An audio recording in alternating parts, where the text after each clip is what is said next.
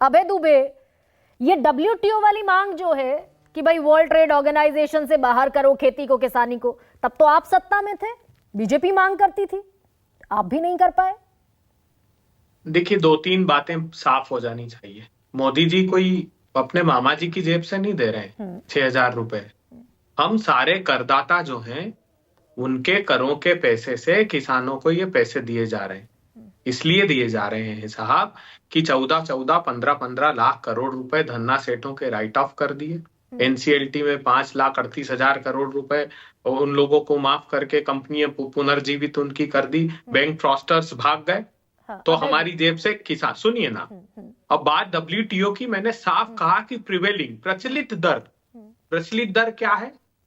प्रचलित दर, अगर आप ये इनपुट कॉस्ट को ठीक से निकालेंगे तो आप पाएंगे, जो राग अलापते हर एक कार्यक्रम में देखिएगा, भारतीय जनता पार्टी के स्पोक्स पर्सन के फिक्स आर्ग्यूमेंट होता है 11 लाख करोड़ लगेंगे, महाराष्ट्र की कीमत अलग है। अगर धान का 2183 रुपए है साहब, तो फिर किसान 1500 रुपए 1800 रुपए में क्यों बेचेगा? मैंने सवाल एक और पूछा अभय जी, और वो इसलिए पूछा कि आप देश का मुख्य विपक्ष हैं, 55 बरस आपने शासन किया, और अभी भी एंटीसिपेशन में अगर सबसे बड़ी कोई पार्टी है कांग्रेस है, और गंभीर चर्चा है इसलिए पूछ रही हूं, क्या WTO वाली जो मांग है किसानों की वाकई प्रैक्टिकल है कि वर्ल्ड ट्रेड ऑर्गेनाइजेशन से बाहर कर लें? IMF से पैसा कैसे मिलेगा, फिर बाहर कर लेंगे खुद को?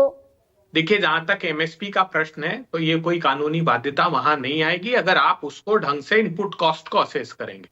आपका जो असेसमेंट है वो इनपुट कॉस्ट पर जो आप असेस करते हैं वो बिल्कुल सही नहीं है।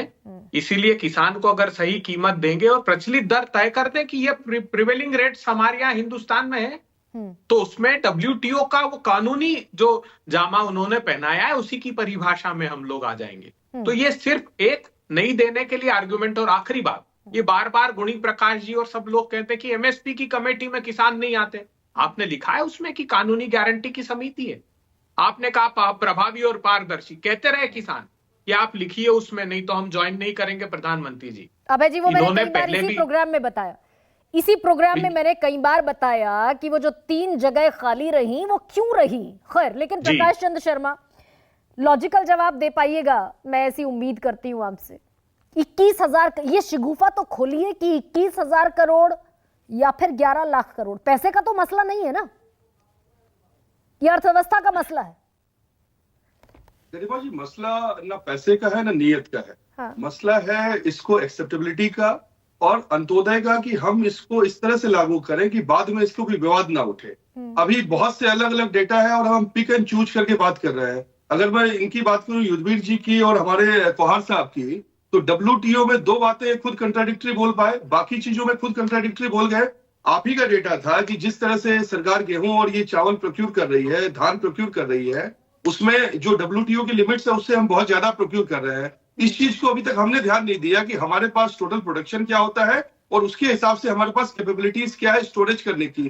टैक्स के माध्यम से जो हमारी कोऑपरेटिव्स है उनके माध्यम से जो सरकार के डायरेक्ट हित में नहीं आती है, किसानों के पास आती है, सरकार लगातार काम कर रही है सशक्त करने का। उसी में जिस तरह से अमूल के कोऑपरेटिव का एक मॉडल था, FPO का मॉडल लेके आई है। 8,000 FPOs ऑलरेडी रजिस्टर्ड हो गए हैं कि जहां पे लोग ना सिर्फ अपनी फसल बना रहे हैं, वहां MSP का मुद्दा ही नहीं है। बिल्कुल ठीक है, सब जायज। बहुत मोटा सवाल पूछा जो गांव में किसान या बॉर्डर्स पर बैठकर मुझे देख रहा है, उसके लिए सवाल पूछा मैंने आपसे। 21,000 करोड़ या 11 लाख करोड़, और अगर पैसे का मसला नहीं है, जी, चाहे 1 लाख करोड़ हो, सरकार के लिए समस्या नहीं है। गरिमा पैसे का मसला है जी, चाहे 1 लाख करोड़ हो, समस्या नहीं है। युद्धवीर जी जिसकी बात कर रहे हैं कि हमें सम्मान निधि नहीं चाहिए, इनसे पूछिए कि बिहार में जाके सर्वे करें, 86%, 96% मार्जिनल किसान है, सीमांत किसान है, जिनके पास रकबा बहुत छोटा है, जो 2 क्विंटल 3 क्विंटल 5 क्विंटल पहुंचाते हैं। क्या इन्होंने कोई सर्वे किया है कि वो माध्यम FCI के गोदाम तक कैसे पहुंचेगा? क्या व्यवस्था कैसे पहुंचेगी? तो वहां मंडी खुलवाना, वहां प्रकाश चंद्र शर्मा कितना कमाल कन्वीनियंस से गोल करते हैं सवाल।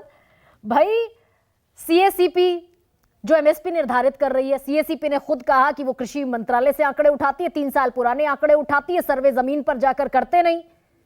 आप सत्ता में थे तो आप कहते थे कि MSP पर लेन देन होना चाहिए, अब एमएसपी की बात करने में तकलीफ है? मैं सीधा सवाल पूछ रही हूँ कि कोई अर्थव्यवस्था का तकलीफ नहीं है संकट है मैडम, कि नहीं, एमएसपी के उसका रेट्स देख लीजिए ना गरिमा जी। अगर एमएसपी की हम बात कर रहे हैं, दो बातें अलग अलग हैं। देखिए, एमएसपी देना और एमएसपी को कानूनन जामा पहनाना।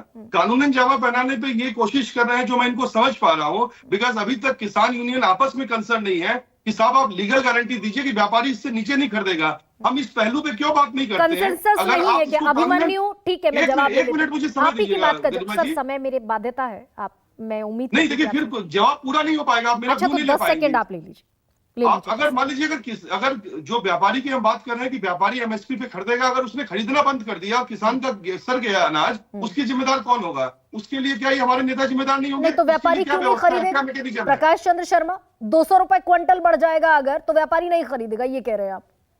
नहीं, मैं ये नहीं कह रहा। ये जो कह रहे हैं कि भाई सरकार ना खरीदे, अगर प्राइवेट लोग खरीद लें, प्राइवेट लोग अगर मान लीजिए कीमत ज्यादा है, उनके पास सप्लाई ज्यादा है, उनकी डिमांड कम है, और वो बोलेंगे साहब एमएसपी से हम नीचे नहीं परचेज कर रहे, उस कंडीशन में उसके अनाज का क्या होगा? छोटा सा जवाब दे दीजिए, क्या ये कंसर्न है आपके लिहाज से भी? अभिमन्यु, आप ही से पूछ रही हूँ।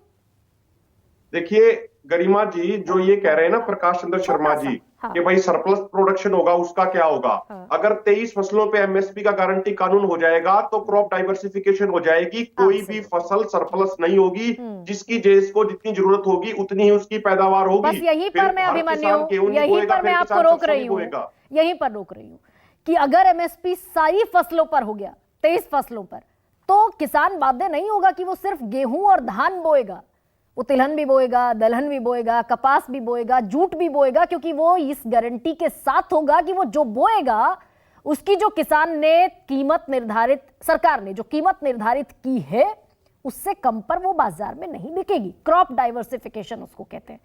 खैर, आप सभी का बहुत धन्यवाद। सबसे बड़ा सवाल में इतना ही, इजाजत दीजिए। सबसे बड़ा सवाल।